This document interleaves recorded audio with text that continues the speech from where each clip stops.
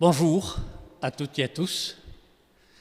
Je suis dans la joie, même si le temps est un peu frisqué, car Seigneur, tu es la chance de ma vie. Tu tiens mon destin dans tes mains et cela me rassure. C'est un sort qui m'enchante, un privilège qui me ravit. Je te remercie Seigneur, tu me conseilles le jour et même la nuit. Je ne te perds pas de vue Seigneur et je ne risque pas de perdre pied puisque tu es à mes côtés.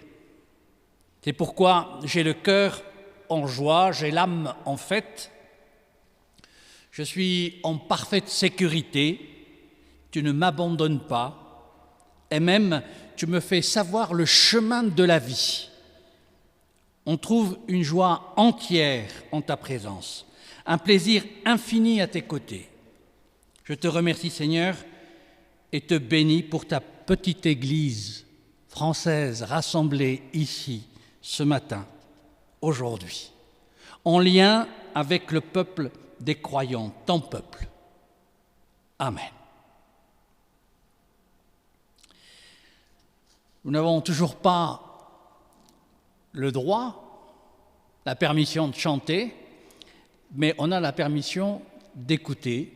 Alors laissons-nous porter par ce chant qui nous vient depuis Thésée, la communauté de Thésée.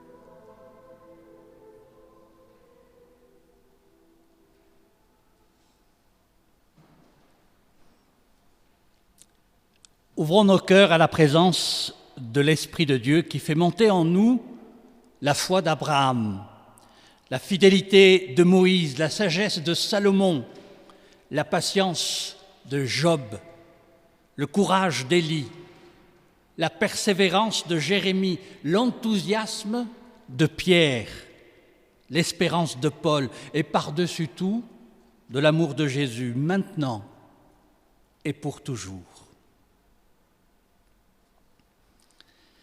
Seigneur, tu nous connais et tu nous reconnais tels que nous sommes avec nos doutes et nos blessures, avec nos bonheurs et nos réconciliations.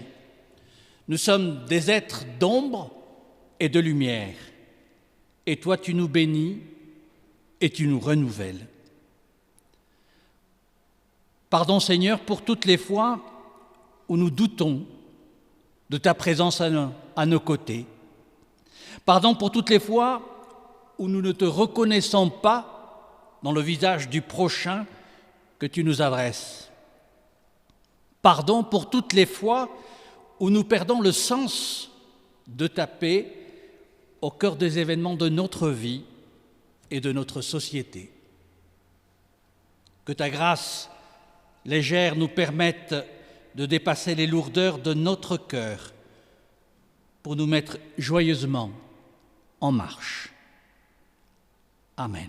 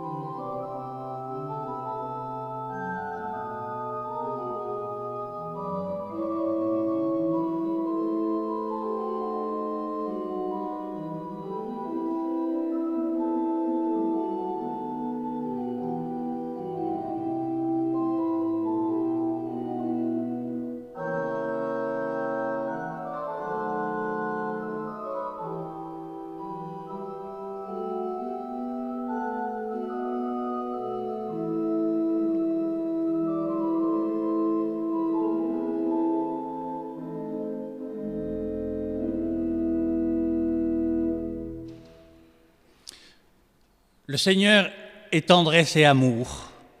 Il est le Dieu aux longues patiences. Son amour est inépuisable.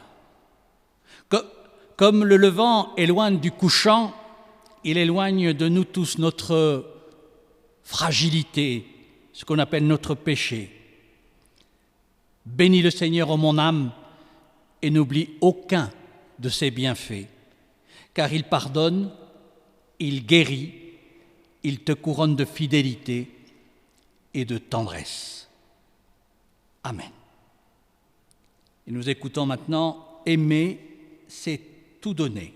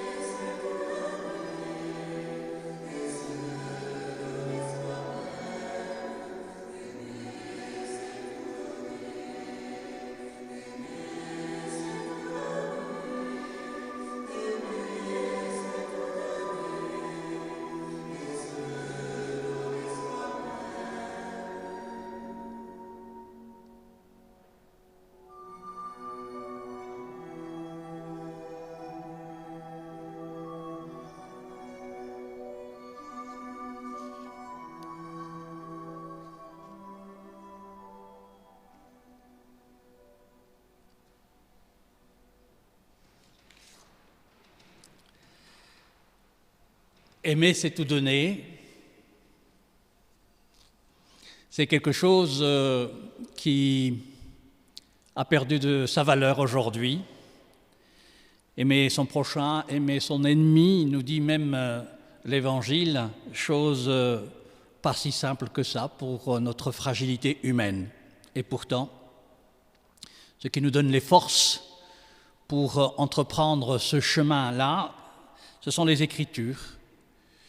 Et avant de lire et de partager ensemble les Écritures, je vous invite à la prière. Mon Dieu, aujourd'hui, nous allons entendre ta voix et nous n'endurcirons pas nos cœurs. Mon Dieu, ouvre nos cœurs à tes appels, afin que nous puissions t'écouter avec bonheur et te suivre avec amour, jusqu'au soir de notre vie, au jour éternel où nous te contemplerons face à face pour les siècles des siècles. Amen.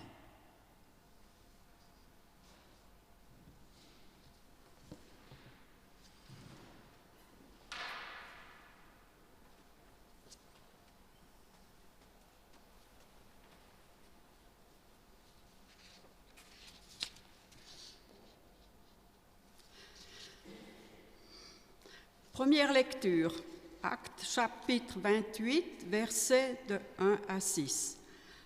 Après nous être sauvés, nous reconnûmes que l'île s'appelait Malte. Les barbares nous témoignèrent une bienveillance peu commune. Ils nous recueillirent tous auprès d'un grand feu qu'ils avaient allumé, parce que la pluie tombait et qu'il faisait grand froid. Paul, ayant ramassé un tas de broussailles et l'ayant mis au feu, une vipère en sortit par l'effet de la chaleur et s'attachait à sa main. Quand les barbares virent l'animal suspendu à sa main, ils se dirent les uns aux autres : « Assurément, cet homme est un meurtrier, puisque la justice n'a pas voulu le laisser vivre après qu'il a été sauvé de la mer. » Paul secoua l'animal dans le feu et ne ressentit aucun mal.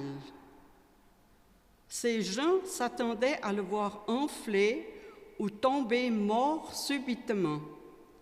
Mais, après avoir longtemps attendu, voyant qu'il ne lui arrivait aucun mal, ils changèrent d'avis et dirent que c'était un Dieu. Deuxième lecture, 2 Timothée, chapitre 2, versets 1 à 2. Toi donc, mon enfant, fortifie-toi dans la grâce qui est en Jésus-Christ. Et ce que tu as entendu de moi en présence de beaucoup de témoins. Confie-le à des hommes fidèles qui soient capables de l'enseigner aussi à d'autres.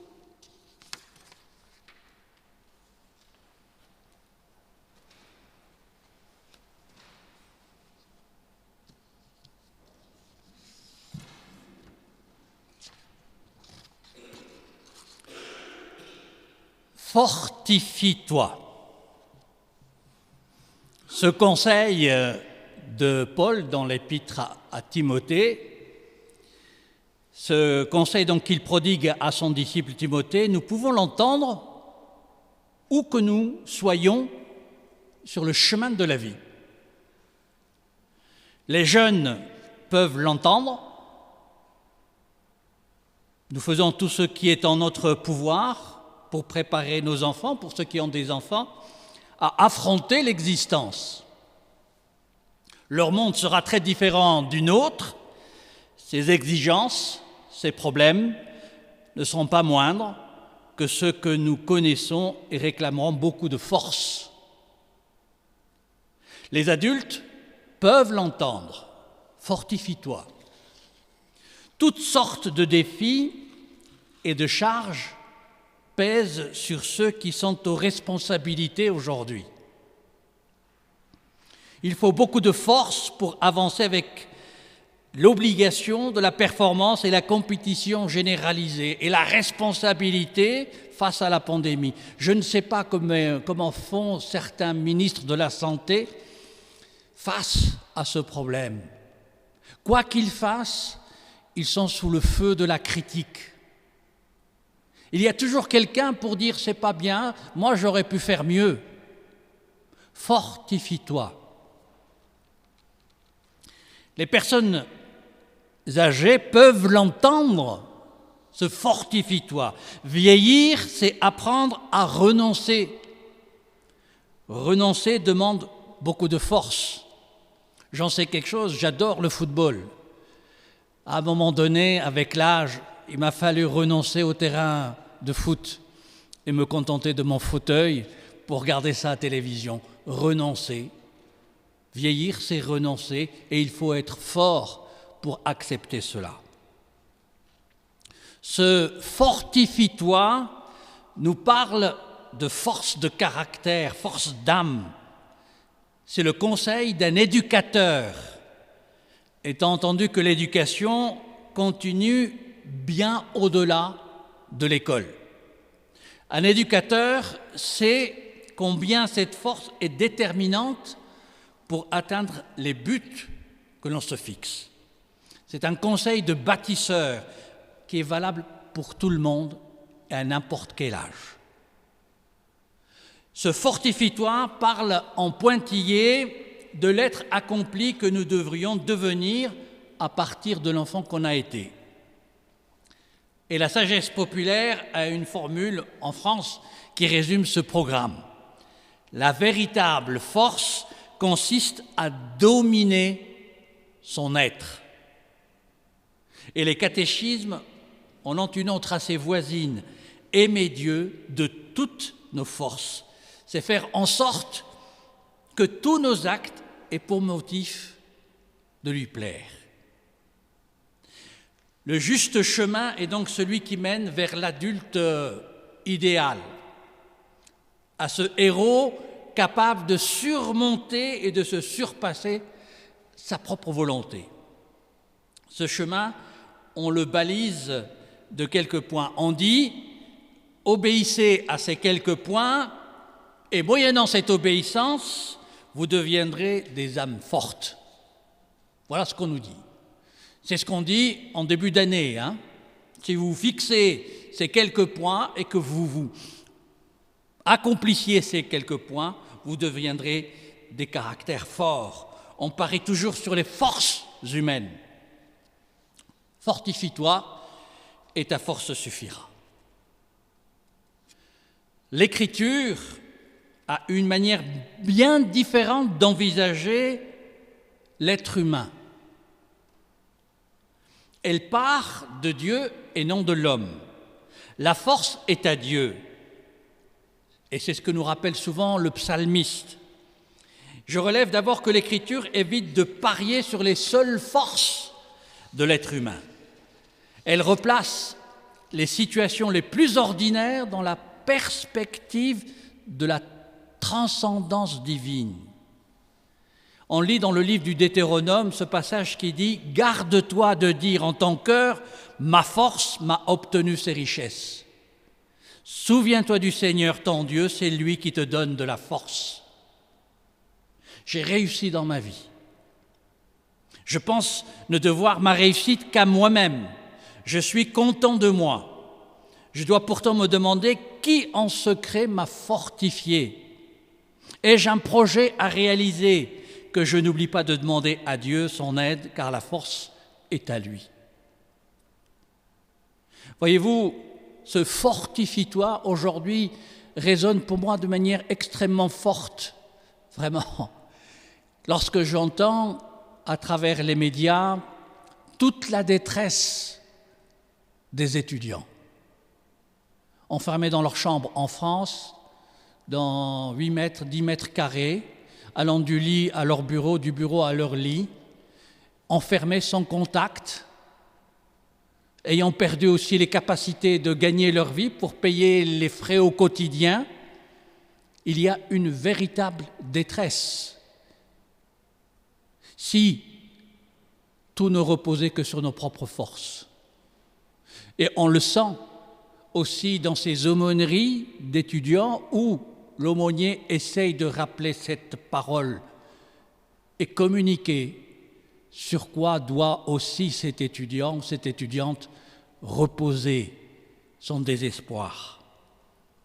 Il en va de même de tout ce qui est de ma propre existence. Exister, c'est être plongé dans le jeu complexe de dépendance.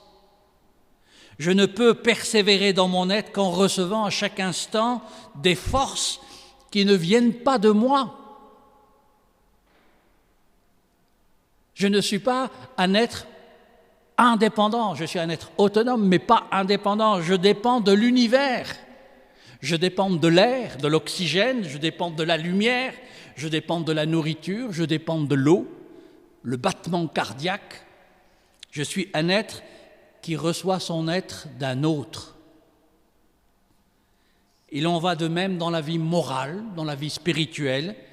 Après tout, le verbe espérer, cela vient de respirer.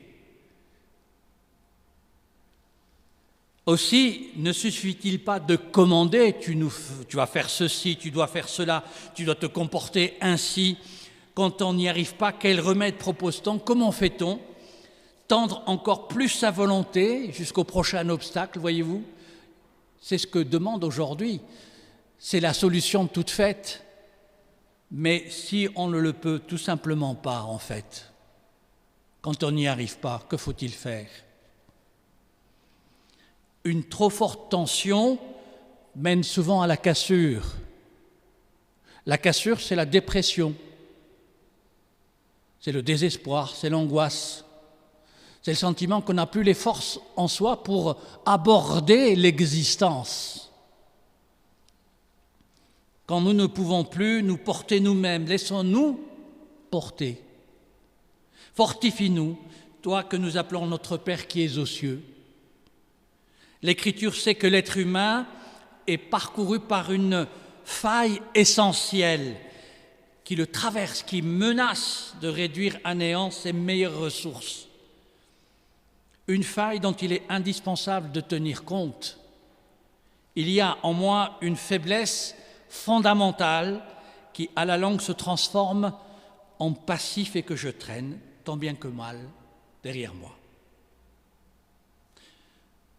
Ne serait-ce que la question de la mort. On nous raconte qu'on peut apprendre à bien mourir. Le rayon des librairies sont pleins d'ouvrages sur la manière de bien mourir. Mais qu'est-ce qu'une bonne mort? Une mort réussie? Qui peut le dire? Si je meurs dans la souffrance et la peur, est-ce que j'aurais raté ma mort? La mort est de toute façon plus forte que nos forces humaines puisqu'elle les anéantit. Ponce Pilate n'a pas livré Jésus à la croix en disant « Voici le héros », il a dit « Voici l'homme » dans toute sa faiblesse. Alors, reprenons le conseil de Paul, fortifie-toi. Mais fortifie-toi dans la grâce qui est en Jésus. C'est Paul qui écrit ces mots, et il écrit ces mots depuis sa prison, à celui qu'il considère comme son fils spirituel, Timothée. Après s'être préparé à entrer dans le ministère de l'annonce de la parole, et ce détail a son importance, le ministère offre un point de vue privilégié sur l'âme humaine. C'est ce privilège qu'a Paul. On y apprend, comme dit l'Évangile, ce qu'il y a dans l'être humain. Ce qui était vrai à l'époque de Timothée reste vrai aujourd'hui. Nous voyons autour de nous des âmes blessées, abîmées, tourmentées. On en rencontre souvent, on ne rencontre parfois que ça aujourd'hui, dans cette détresse que nous traversons, ce désert relationnel dans lequel nous vivons. On n'a pas idée de la somme de souffrances psychiques et morales de nos contemporains. La civilisation la plus puissante de tous les temps est aussi celle du plus profond désarroi en face de l'existence. C'est incroyable. C'est pourquoi il ne s'agit pas que Timothée s'enferme dans une armure de règles externes du genre « maîtrise-toi, serre les dents, dépasse-toi, sois un exemplaire » et aimant toutes circonstances par-dessus le tout. Non, il s'agit que Timothée se fortifie dans la grâce. Il s'agit que Timothée se fortifie dans la certitude que ce mystère que nous appelons Dieu est la source de toute vie. Nos faiblesses, nos blessures, nos fautes amoindrissent notre être. Elles nous déshumanisent parfois, mais le pardon et la guérison nous font revivre au fur et à mesure. Se fortifier dans la grâce, c'est être promis à autre chose, à une vie guérie, moins inquiète, plus heureuse finalement. Un malade n'est pas voué à être la maladie, mais à être promis à la santé. Et les aumôniers dans les hôpitaux sont là pour le rappeler. C'est leur travail aux aumôniers. Comment pourrions-nous être heureux si nous restons minés par nos chutes, nos peurs? La grâce nous donne le droit d'être approximatifs devant Dieu. Nul besoin de tout réussir dans la vie, ni d'incarner la perfection pour plaire à tout ce qui nous entoure. Je crois que c'est ce qui est paradoxal, c'est que Timothée doit s'appliquer à lui-même avant de l'enseigner aux autres. Il doit d'abord se fortifier et sentir cette force. C'est la véritable force de la foi chrétienne. Une force qui ne vient pas de nous, parce que la force est à Dieu. Et c'est ce qui m'a énormément marqué, et pour ceux qui le connaissent, ce n'est pas étonnant, c'est notre cher Paul, 3 jours avant qu'il ne parte vers le Père, je lui ai rendu visite et il m'a dit la chose suivante: Dieu m'a accordé une belle vie et maintenant c'est la fin. Et je me sens fort. Fortifie-toi. Tirer ses forces, non pas de sa faiblesse, il était malade, fragile, vraiment dans la faiblesse la plus totale, et pourtant si fort. C'est la force de la foi.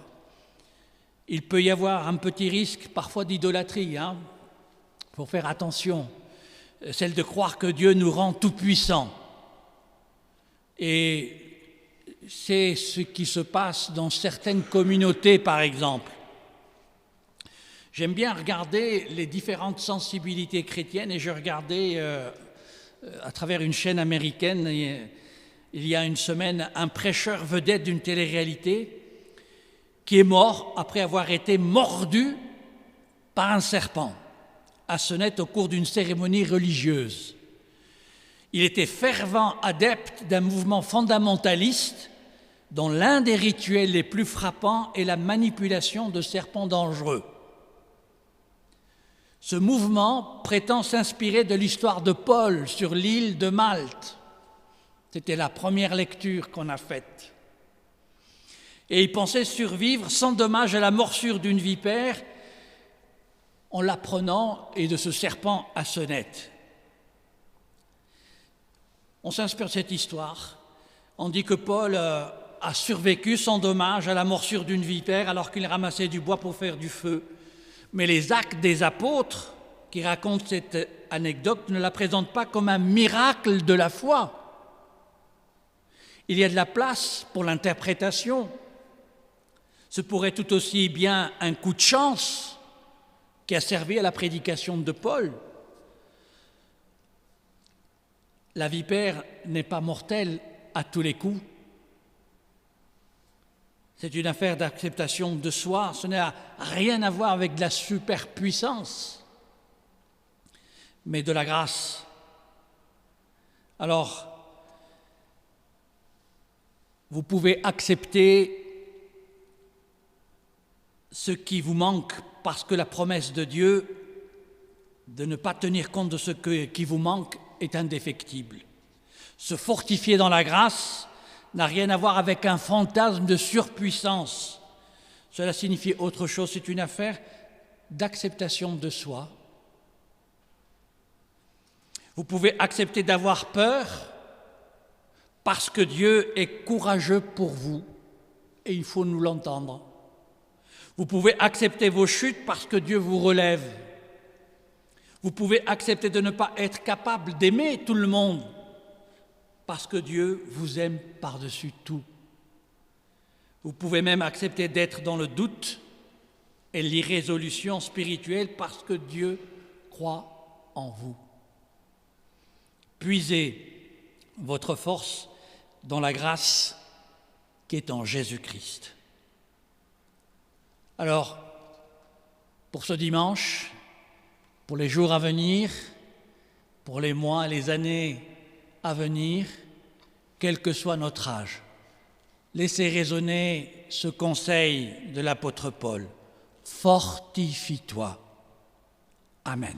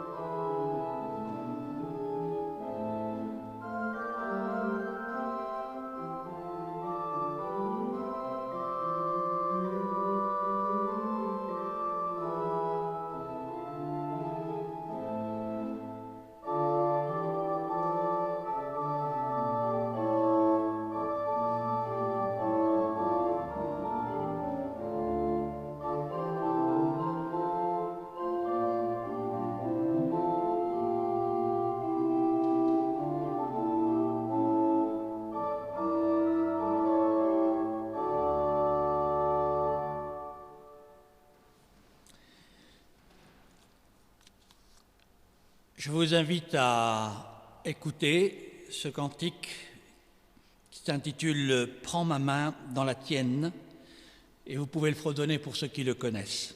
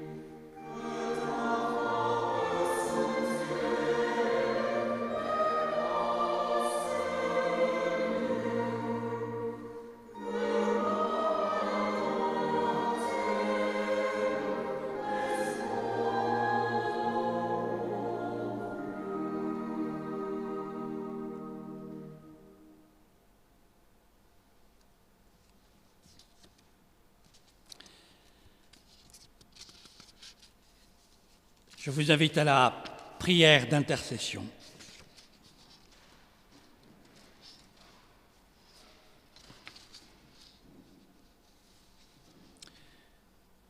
Ô notre Dieu, merci pour tout ce que nous avons de bon dans notre vie, même si nous ne savons pas toujours l'apprécier. Tu es et restes toujours fidèlement la source ultime de bien. C'est pourquoi nous venons vers toi avec tout ce qui nous préoccupe, nous peine, avec tous nos espoirs, avec tous nos projets. Nous ne savons pas ce que tu peux faire, toi, la source toujours nouvelle de vie, mais nous te faisons confiance. Nous pensons devant toi, grâce à toi, ceux qui nous sont confiés, pour que nous les aidions et pour que nous nous laissions aider par eux. Mon Dieu, veille sur ton Église qui témoigne sur la terre. Prends pitié de sa faiblesse, dissipe ses craintes, augmente son audace, affermit sa foi et inspire son témoignage jusqu'aux extrémités de la terre. Et mon Dieu, unis dans une même foi en toi, dans le même service, dans la communion de l'Église universelle, nos cœurs élèvent vers toi la prière que le Christ nous a confiée. Notre Père, qui es aux cieux, que ton nom soit sanctifié, que ton règne vienne, que ta volonté soit faite sur la terre comme au ciel. Donne-nous aujourd'hui notre pain de ce jour. Pardonne-nous nos offenses comme nous pardonnons aussi à ceux qui nous ont offensés. Et ne nous soumets pas à la tentation, mais délivre-nous du mal, car c'est à toi qu'appartiennent. Amen.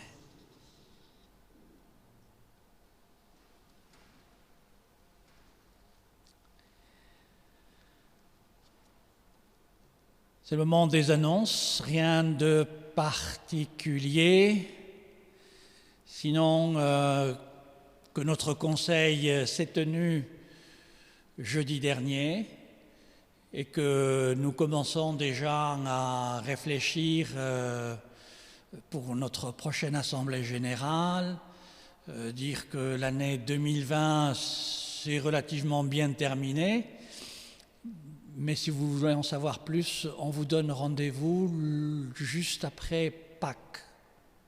Je ne sais plus le 11 avril, Pâques c'est le 4, c'est le 11 avril, donc notre Assemblée générale. Mais vous recevrez toutes les indications via le trait d'union, même avant, on essaiera de le faire venir mi-mars, toutes les indications, les rapports financiers, le rapport moral et les perspectives à venir. Voilà, sinon nous nous retrouvons le deuxième dimanche de février. Le premier, je suis au soleil pour emmagasiner des vitamines C. C'est pas par plaisir, mais c'est pour ma santé. Et on se retrouvera donc avec les activités normales à partir du 8 février.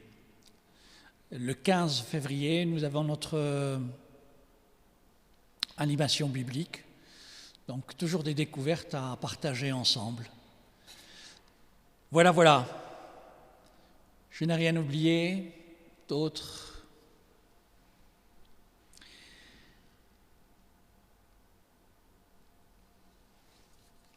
Il y a la collecte à la sortie, et pour vous encourager à participer à la vie de notre Église, c'est ce qu'on fait en Côte d'Ivoire. C'est le moment où la chorale impulse par son chant l'enthousiasme des fidèles, et nous allons écouter, et c'est une manière d'apporter un peu de chaleur à Sostène, cette chorale de l'église presbytérienne de Cocody, qui est une des paroisses de la capitale à Abidjan. Et le chant que nous allons entendre s'intitule Eli Shama.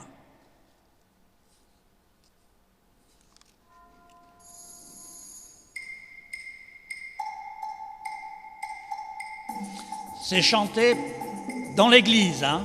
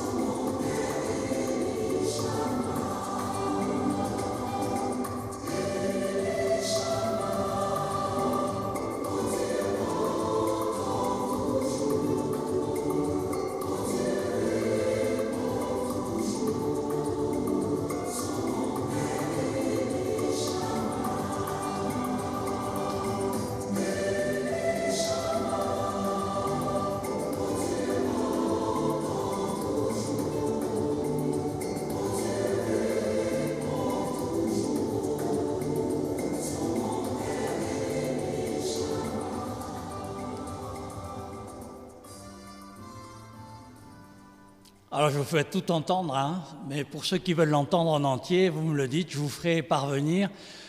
Parce que généralement, l'église est pleine et il faut que ça dure. Et donc il y a toute une procession qui est faite. Voilà, c'est un peu de soleil, un peu de joie.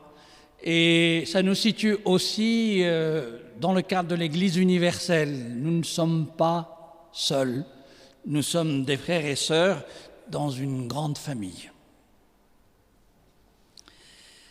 Nous arrivons à la fin de notre culte et je vous invite à vous lever pour l'exhortation et la bénédiction. Joie de ceux qui sont à bout de souffle le règne des cieux est à eux. Joie des éplorés, leur deuil sera léger. Joie des tolérants, ils auront la terre en héritage. Joie de ceux qui ont faim et soif de justice, ils seront comblés. Joie des êtres compatissants, ils éveilleront la compassion. Joie des cœurs limpides, ils verront Dieu. Joie des conciliateurs, ils seront appelés enfants de Dieu. Joie des justes que l'on inquiète, le règne des cieux leur appartient. Joie, oui, joie, malgré la persécution, malgré le fiel. Joie encore pour nous tous. Que la force de Jésus-Christ soit notre soutien, que l'amour de Dieu le Père soit une clarté en vous, que la sagesse du Saint-Esprit soit votre guide. Dieu nous bénit. Allons tous dans la paix. Amen.